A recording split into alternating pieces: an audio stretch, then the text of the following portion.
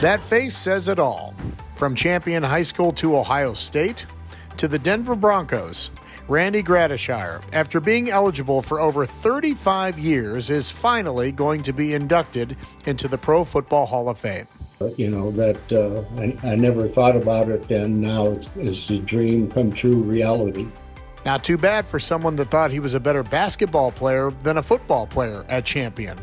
I mean, Champion High School had about 100 people watching our little country high school football team playing football. We had more people watching basketball than we ever had watching football.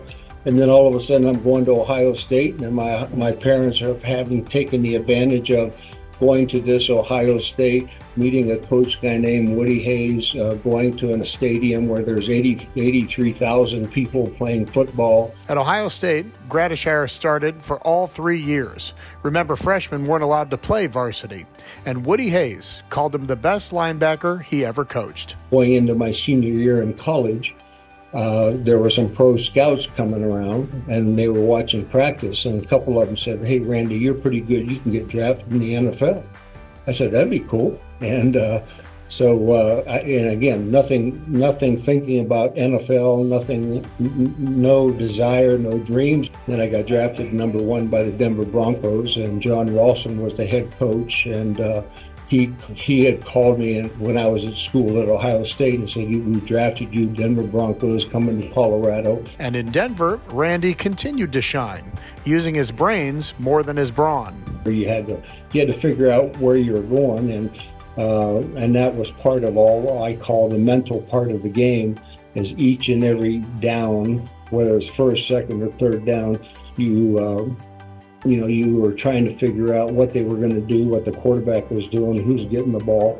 And I got pretty good at reading once the ball was snapped, had a very, very good idea where the ball was going to go and who was going to get it, kind of thing, and then making tackles. He started at inside linebacker, the leader of the vaunted Orange Crush defense that took the Broncos to their first Super Bowl. That was just an explosion of in Colorado, because the Broncos started in 1960, and for 17 years, the Broncos usually lost more games than they won.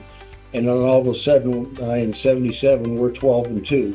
Just always keep thinking about what Colorado was like, all the fans and all the people supporting the Broncos over the years, and now finally getting into at least the Super Bowl. Gradishar retired back in 1983. You have to wait 5 years until you're eligible to get inducted into the Hall of Fame. But 5 became 10, 10 became 20, and then 30, and still no call. It took 35 years, and after about 15, 20, 25 years, I thought, well, I should be considering, so I was thinking more about it.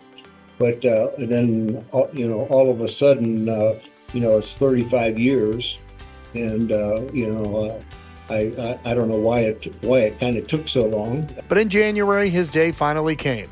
The Broncos actually tricked him into coming to their facility to give him the ultimate surprise. Welcome to the Pro Football Hall of Fame, class of 2024.